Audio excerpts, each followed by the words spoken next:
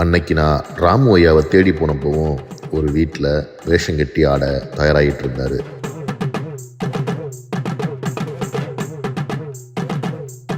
ராமுன்னு சொல்கிறத விட வடக்கம்பட்டி கோமாளி ராமுன்னு சொன்னால் தமிழ்நாட்டில் தெரியாத ஆளே கிடையாது.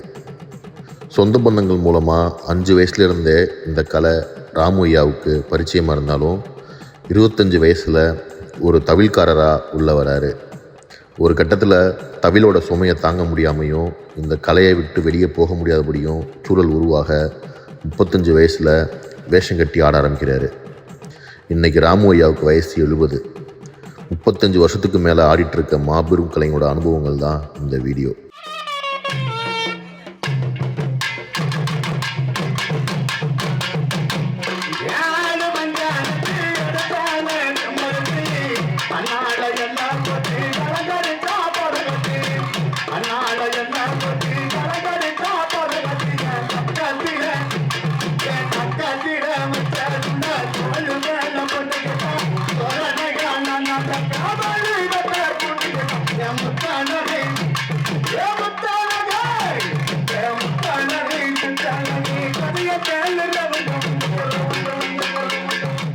இறப்பு வீடுகளில் இது போல் வேஷம் கட்டி ஆடுற சடங்கு இன்றைக்கும் தென் தமிழகத்தில் புழக்கத்தில் இருந்துட்டு தான் இருக்குது.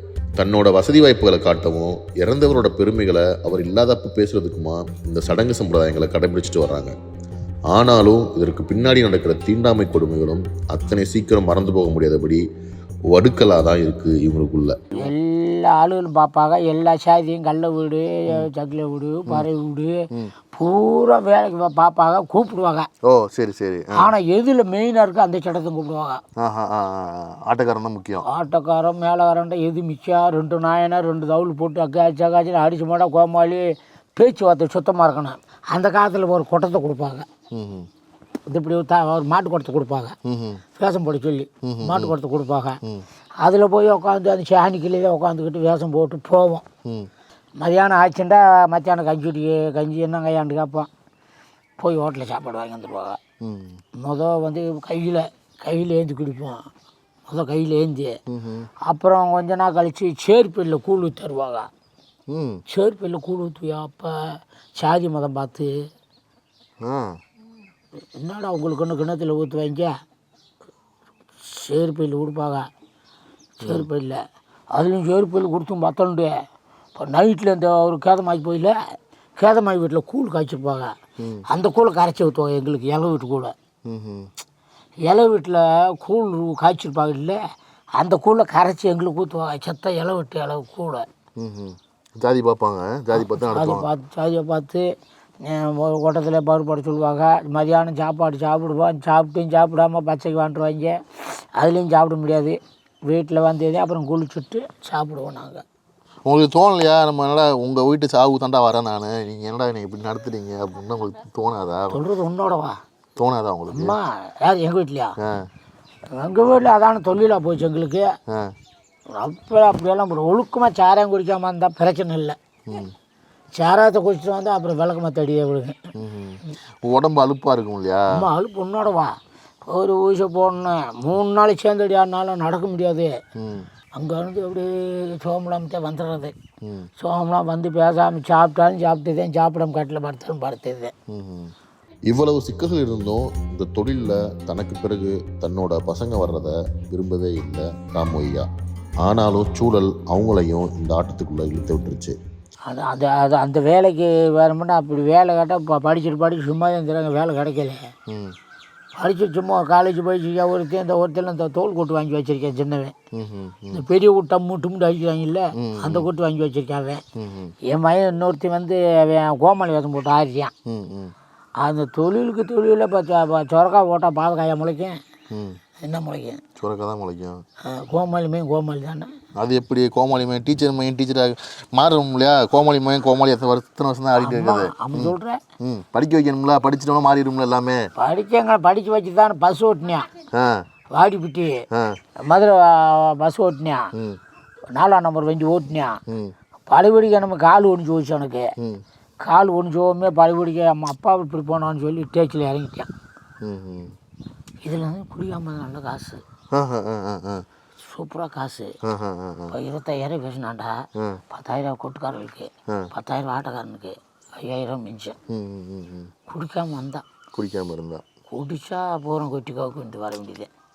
நிறைய சினிமா வாய்ப்புகள் இவரோட இளமை காலங்களை தேடி வந்தாலும் தன்னோட சுயநலத்துக்காக சினிமாவுக்கு போயிட்டா தன் நம்பி இருக்க 10 குடும்பங்களோட பொருளாதாரம் என்ன ஆகும்னு யோசனைக்கு பிறகு அந்த சினிமா வாய்ப்புகளை கைவிட்டுட்டு இந்த ஊர்லேயே தங்கிட்டாரு ராமையா.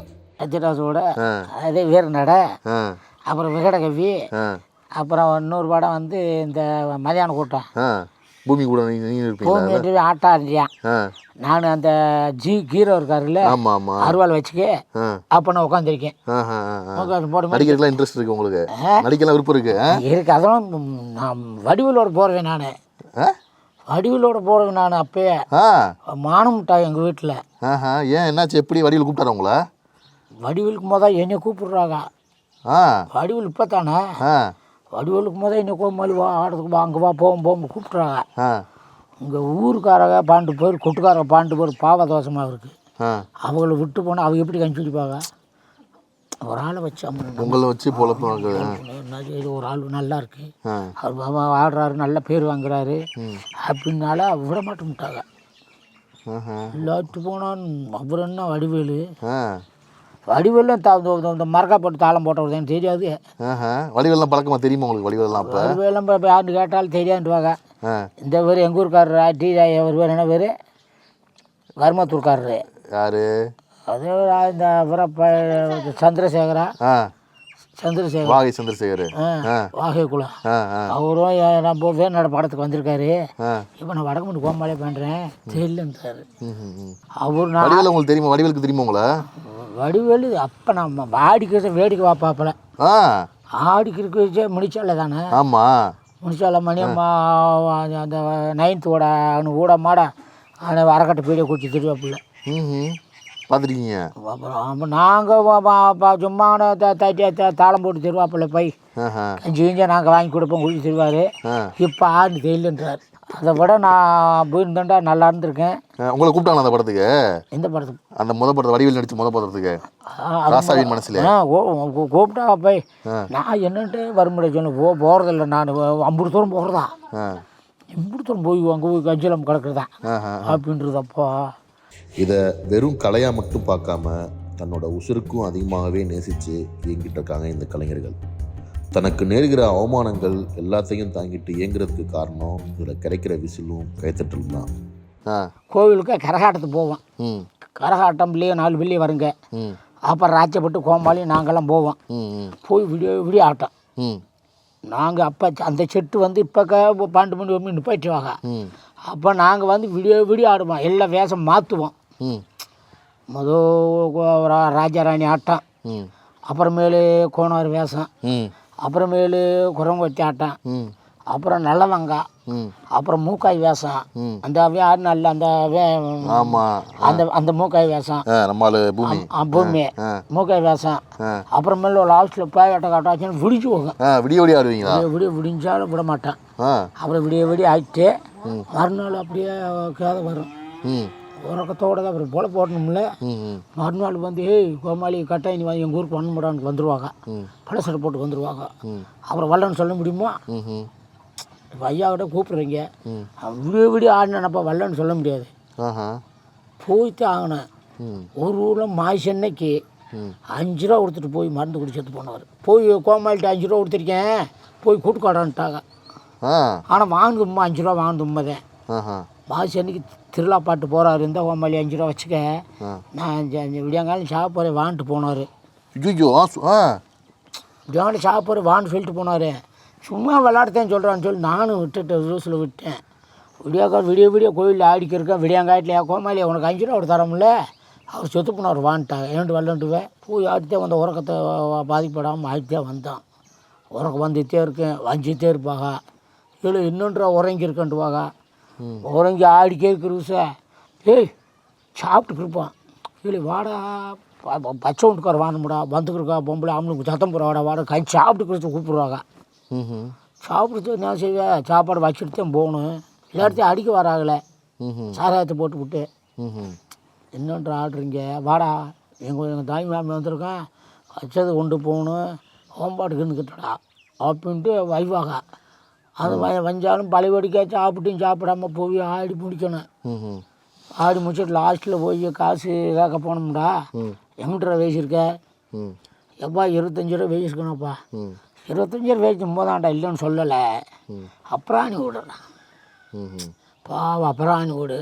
ஆட்டோ ஓட்டினாத்தையும் கஞ்சி, போய் ரிக்ஷா ஓட்டினாத்தையும் கஞ்சி. அப்புறாணி விடுறான். 20,000 வாங்கிக்கிட, 5,000 இல்லைன்ட்டு வாங்க. 5,000 இல்லைன்ட்டு வாங்க. நான் சம்பளம் கொடுத்தாங்கனுங்க இந்த பொம்பளைக்கு. 2,300 கொடுக்கணும் பொம்பளைக்கு. 3 பொம்பளை 6,000 ரூபா. கோமாளி ராஜபட்டுக்கு 2 பேருக்கு அவங்களுக்கு 4,000 ரூபா. 10,000 ரூபா 11 ரூபா வந்துடும் அவங்களுக்கு. மேலக்காரங்க 6 பேர் வருவாங்க, அவங்களுக்கு 10,000 வரும். அப்படின்னா 10, 11, 21 வருதா? நான் எனக்கு வசூல் நிறைய வரும். இந்த அப்பா கொடுத்தாங்க இல்லை பர்சன்ட்டு 100 ரூபா, அப்புறம் 100 ரூபா காசு கொடுத்தாங்க இல்லை, அங்கேயே 200 வந்துச்சு. அப்போ இல்லை நின்றா இன்னும் ஒரு 500 தட்டி விதைக்கிருப்பேன். ஒரு செட்டு இருக்கிற விஷயம் வந்து நம்ம போகிறது தப்பு. ஒரு செட்டு நிகழ்ச்சி நடத்திக்கிருக்காங்கடா. அவங்க பெரிய ஆளாக இருக்கலாம் இல்லைன்னு சொல்ல, இருந்தாலும் அவங்க பாவத்தை ஒத்துக்கிட்டு போகக்கூடாது. அவங்க நம்ம வந்து அத்தி கோமொழி பாடு காசு ஒன்று சொல்லுவாங்க. சொன்னாலுமே நம்ம நீங்கள் வந்துட்டு போனேன். நான் ஒரு செட்டு ஆடிச்சு போக மாட்டேன். நான் ஒரு செட்டு ஆடிக்கச்சு போனால் மகா தப்பு. கவிக்கு இவ்வளோ 35-40 வருஷமா அந்த ஆட்டத்தில் இருக்கீங்க. எனக்காச்சும் ஏன்டா அந்த ஆட்டத்துக்கு வந்தோன்னு யோசிச்சிருக்கீங்களா? அப்பயே நான் நினைக்க மாட்டேனே. மெச்சு போய் இந்த ஆட்டம் வந்தாத்தான் மெச்சு போவேன். நான் என் தொழில் வேறு வேலை செய்ய தெரியாது. மம்பிச்சு வெட்ட தெரியாது, நாற்று போடுங்க கருதற்கு தெரியாது. தொழில் இதே தொழில் இது நல்லா கொஞ்சம் வச்சு தொழில் இன்னொரு 10 வருஷம் கழிச்சு தொழில் இருக்குன்னு நினைக்கிறீங்களா? ஆமாம் இருக்குமா? தொழிலும் நான் என் மையம் அறியான். இப்போ நான் வந்து ஒரு ட்ரெஸ்ஸை ஒரு ஆளை கூட்டு போய் 4 பேர் கூட்டு போவேன். கூட்டு போய் அங்கே போய் அந்த அவன் போட்டான்ல பூமி முக வேஷம், அதேமாதிரி ஒரு வேஷம் போடுவேன். அடுத்து கருமாத்தூர் சாமி ஆட்டம். சாமி ஆட்டம் 6 ரூபா டவுஸ் எல்லாம் இருக்குது. சாமி ஆட்டம் 2 மட்டும் முடிச்சுக்கிட்டு உட்காந்துக்கிடுவேன். 2 முடிச்சுட்டு அப்போ 4 பேர் பாடுறாங்கல்ல, அந்த மாதிரி அவங்க ஆடுவாங்க. சம்பளத்தை வாங்கி நான் பிரித்து கொடுப்பேன். எப்போ இந்தப்போ உனக்கு 2,100, உனக்கு 2,100, உனக்கு 2,100, மேலாருக்கு 10,000 ரூபான்னு பிரித்து கொடுத்துட்டு நம்மளுக்கு ஒரு 4 ரூபா 5 ரூபா 3 ரூபா கிடைக்கும். நேற்று சோமன் இருந்துக்கிட்டேன், நீ ஃபோன் பண்ணல இருந்துக்கிட்டேன். இருந்த பிறகு வண்டி எடுத்து வந்துட்டாங்க. 12 மணிக்கு போயிட்டு வந்தீங்களே அங்கே செகாந்துக்கு வந்து ஏற்றி போயிட்டாங்க பழையபடிக்க. போய் அங்கே போயிட்டு சம்பளத்தை வாங்கி என்ன பாட்டக்கார எப்படி சத்தம் போட்டாங்க. நம்ம போகணுமே தெரிஞ்சாலும் அம்மாளுக்கு பூரா அம்மாளுக்கு பூரா தெரிஞ்சாலும் வாசி வாப்பா அம்மாலே அப்படி பின்ட்டாங்க. நல்லா சாப்பாடு வாங்கி கொடுத்தாங்க. செட்டுக்காரங்க சண்டை வருமா? அம்மா செட்டுக்காரன்டா. அப்போ நான் ஏற்றி படித்தேன்டா. அப்போ அவன் ஏற்றி படிப்பான் இல்லை, நான் ஏற்றி படிச்சுட்டு விட்டுப்போம். அவன் ஏற்றி படிப்பான்.